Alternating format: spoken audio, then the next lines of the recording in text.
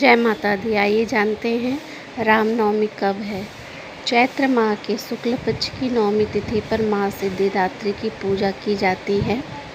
इस शुभ अवसर पर रामनवमी मनाई जाती है। भगवान श्री राम की पूजा करने से जीवन में सकारात्मक ऊर्जा का संचार होता है, साथ ही जीवन में व्याप्त दुख एवं संकट दूर हो जाते हैं। माँ सिद्धिदात्री के शरणागत रहने वाले साधकों को सभी प्रकार के सुखों की प्राप्ति होती है। हर साल चैत्र माह के शुक्ल पक्ष की प्रतिपदा तिथि से लेकर नवमी तिथि तक चैत्र नवरात्र मनाया जाता है। इस दौरान जगत जननी देवी माँ दुर्गा और उनके 9 रूपों की पूजा की जाती है। साथ ही मनोवांछित फल की प्राप्ति के लिए व्रत रखा जाता है। नवरात्र के दौरान देवी माँ दुर्गा पृथ्वीलोक पर रहती हैं। इस दौरान माँ दुर्गा की पूजा करने से साधक की हर मनोकामना पूरी होती है, साथ ही दुख एवं संकट भी दूर हो जाते हैं। चैत्र माह के शुक्ल पक्ष की नवमी तिथि पर भगवान श्री राम का अवतरण दिवस मनाया जाता है। इस शुभ तिथि को रामनवमी कहा जाता है। रामनवमी के दिन मर्यादा पुरुषोत्तम भगवान श्री राम की पूजा की जाती है। साथ ही पूजा के समय तक उपवास रखा जाता है।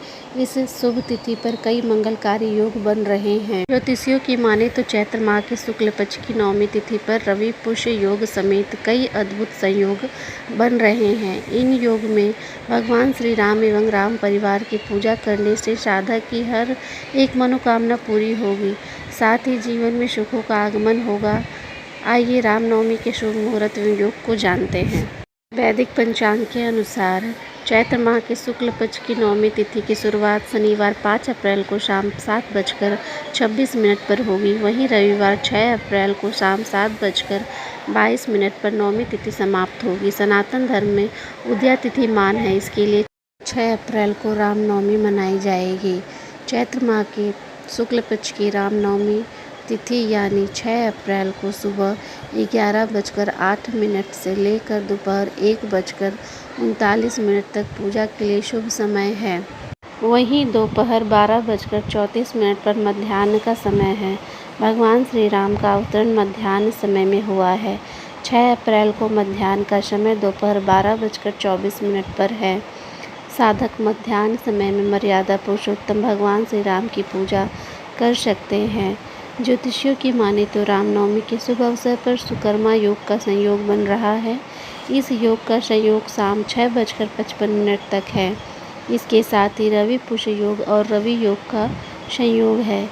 इसके अलावा सर्वार्थ सिद्धि योग का भी निर्माण हो रहा है।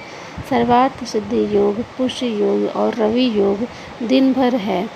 चैत्र माह के शुक्ल पक्ष की नवमी तिथि पर शिववास योग भी है।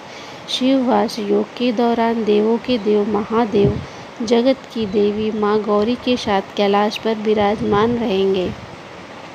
इन योग में भगवान श्री राम की पूजा करने से साधक को सभी प्रकार के सुखों की प्राप्ति होती है।